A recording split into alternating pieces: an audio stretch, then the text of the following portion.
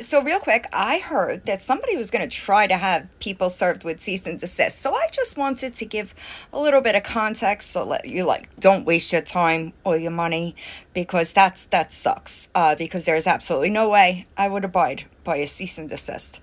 And I'll tell you why. I'll tell you again. I'm no rookie.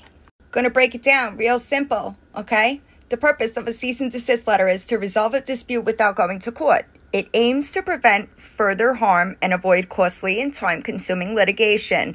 Big word, Victoria. I know, right? This is what it does.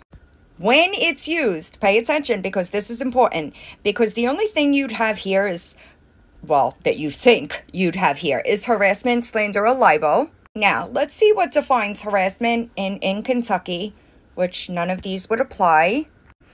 Yep, wouldn't apply here either. Or here.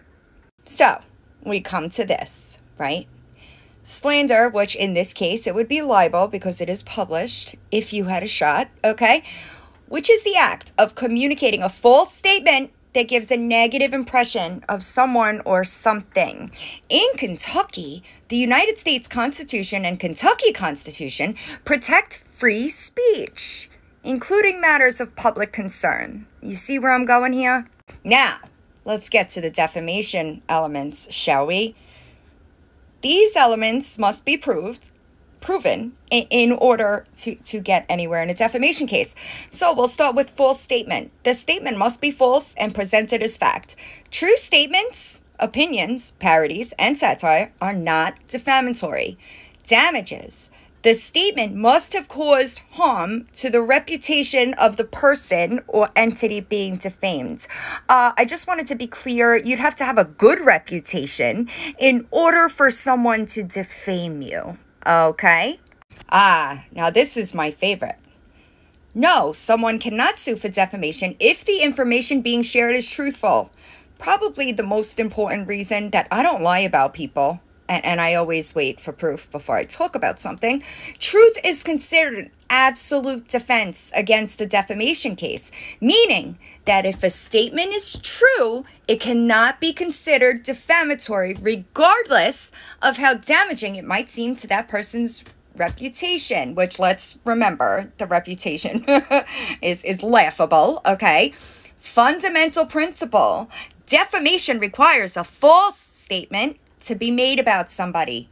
Defense against defamation claims. If someone can prove that the information they shared is true, they have a strong legal defense against the defamation lawsuit. Substantial truth. Even if minor details are inaccurate, the statement can still be considered substantially true if the core information is correct, which can also be used as a defense. You see where I'm going here? Keep in mind, the truth may be difficult and expensive to prove. Victoria, you wouldn't have a leg to stand on, okay? I did want to highlight this. It is illegal to defame, which I'm not doing. What I'm doing is telling the truths, whether you like them or not. That doesn't mean they're not true. On social media, I don't troll you. And I'm certainly not partaking in cyber defamation if the things that I say about you are factual. Now, if you're accused of defamation, slander, or libel, truth is an absolute defense to the allegation.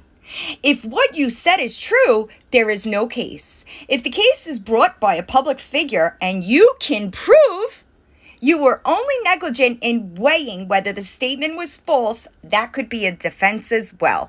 See, this is why y'all are like laughable, honestly. Just to cover my bases, can you sue someone for talking bad about you on the internet? Yes, but you have to prove what? The elements that define defamation of character. Weird. What were those elements again? These, okay? Notice number 1, false statement purporting to be fact.